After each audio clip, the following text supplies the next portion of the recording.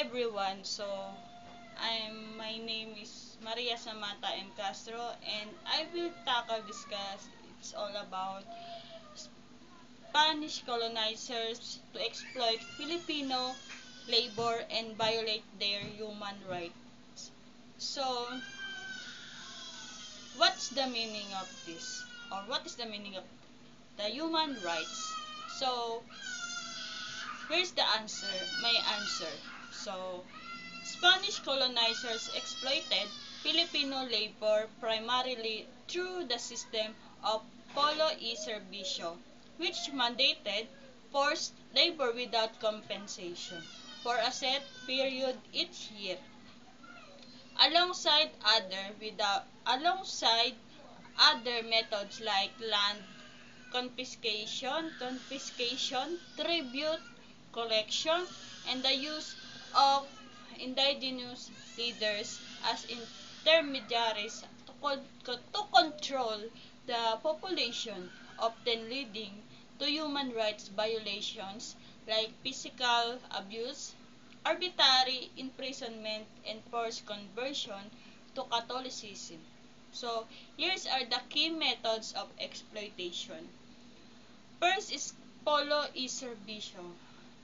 This forced labor system required able-bodied Filipino men to work on public projects like road constructions, building churches, or serving as laborers for Spanish officials without pay for a specific period each year. Second is land confiscation. Spanish authorities often seize large tracts of land from indigenous communities, forcing Filipinos to work on these lands for minimal wages as a tenant farmers. Third is tribute collection. Filipinos were required to pay regular tributes taxes in the form of goods or labor, which often burdened the poorest communities. Fourth is encomienda system. This system assigned a group of Filipinos to a Spanish encomendero who was responsible for protecting them in exchange for labor and tribute, which often led to abuse and exploitation. Fifth is religious conversion. Spanish missionaries used forced conversion to Catholicism to control the population, often punishing those who resisted. Sixth is social hierarchy.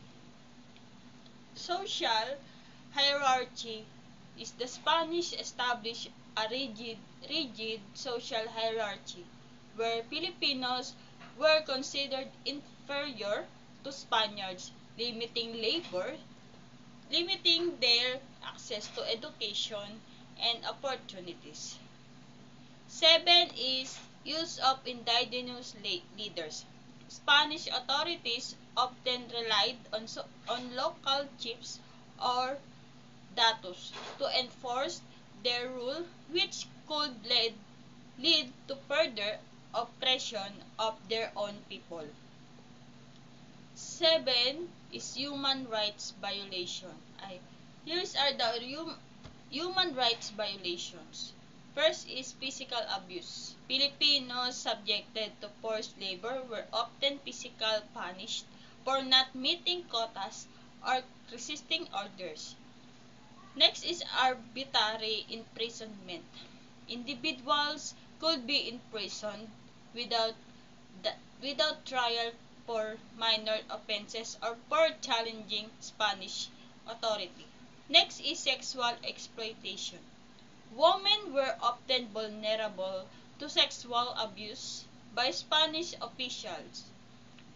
Next is forced assimilation. Filipinos were pressured to abandon their cultural practices and adopt Spanish customs.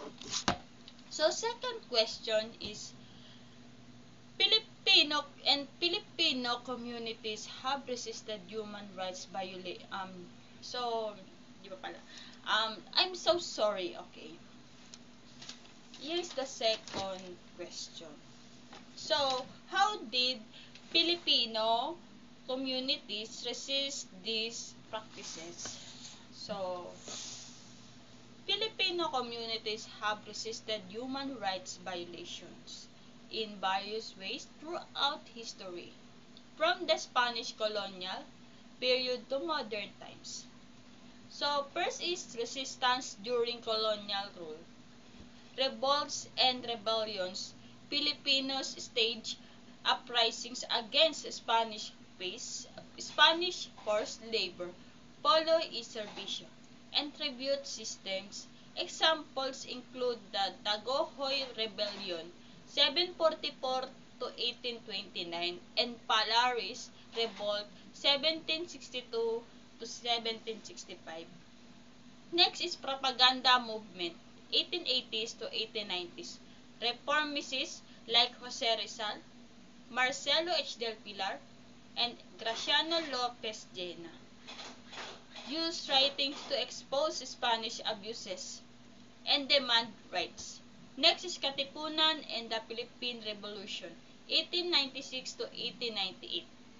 The secret society led by Andres Bonifacio launched an armed struggle against Spanish rule. Second is resistance against American and Japanese occupation. Philippine-American War, 1899 to 1902. Filipinos resisted U.S. colonization with figures like Emilio Aguinaldo and Macario Sakay leading the fight. Next is Hukbalahap resistance, 1942 to 1954. This guerrilla group fought against Japanese wartime atrocities and later opposed government oppression post WWII.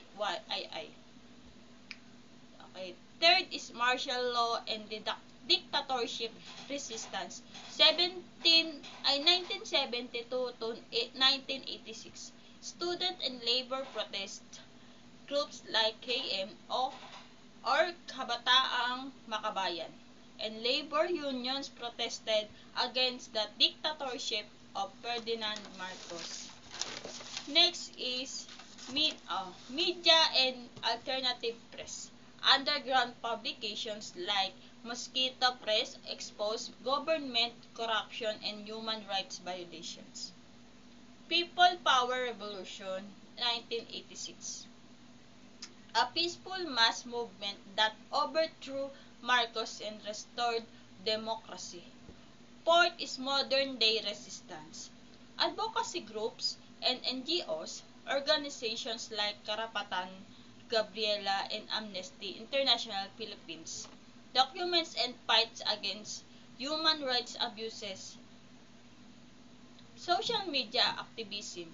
Platforms like Facebook and Twitter are now used to expose injustices, mobilize protests, and call for reforms. Legal action and human rights institutions. Groups file cases against human rights violators such as those involved in extrajudicial killings and press freedom crackdowns. So, in short, Filipinos have continuously resisted human rights violations through both armed and peaceful means, showing resilience in their fight for justice and freedom. Would you like details on a specific period or movement? And that's all. Thank you.